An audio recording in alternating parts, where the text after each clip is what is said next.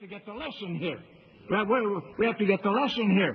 Paul said in verse 3, I would have you know that the head of every man is Christ.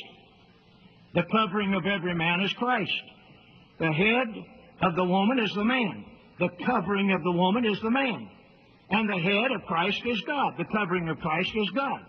Every man praying or prophesying having his head covered, see, dishonors his head. And Paul is showing us that a man that would allow something to come between him and his head, which is Christ. I could have a board of deacons in this church that absolutely begins to govern my ministry. A board of deacons in this church that tells me I can't preach this message because I offended someone.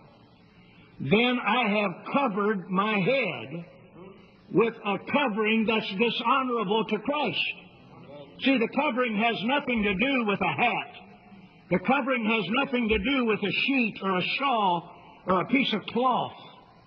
See, the covering refers to authority.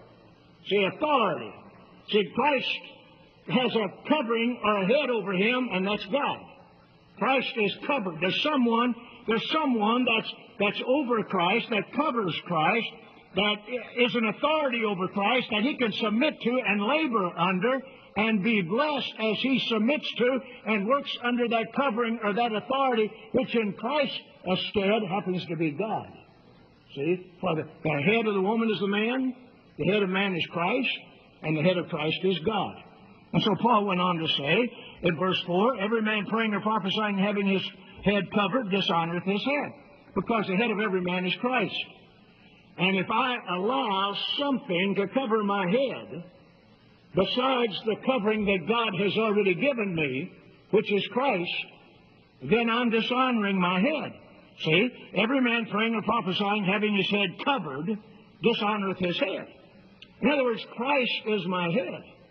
And if I allow a covering to cover me or begin to tell me what I can preach, what I can't preach, begin to influence me, if a husband allows someone to influence him to ignore his home, his family, his God, and begin to live an ungodly lifestyle, then that husband has absolutely dishonored his head, Jesus Christ.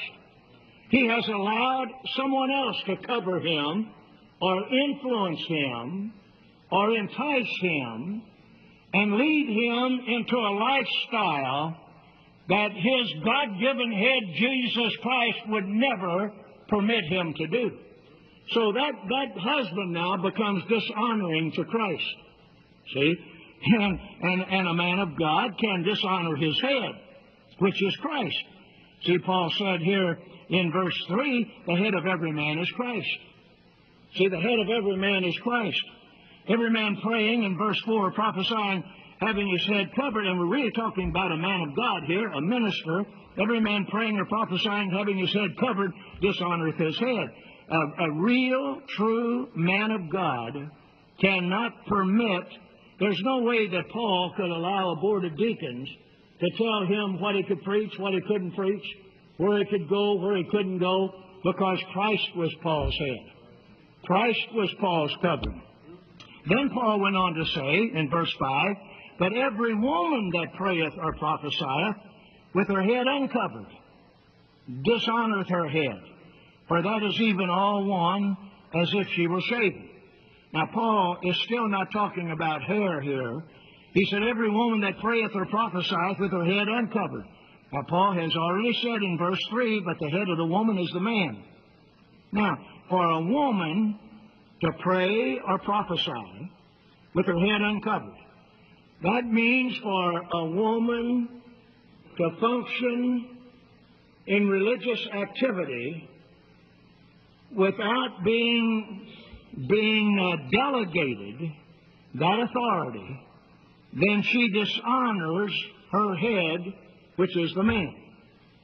That would be like for a sister in this church to go across town or to one of these little neighboring cities and start holding prayer meetings. And you're doing that with your head uncovered. In other words,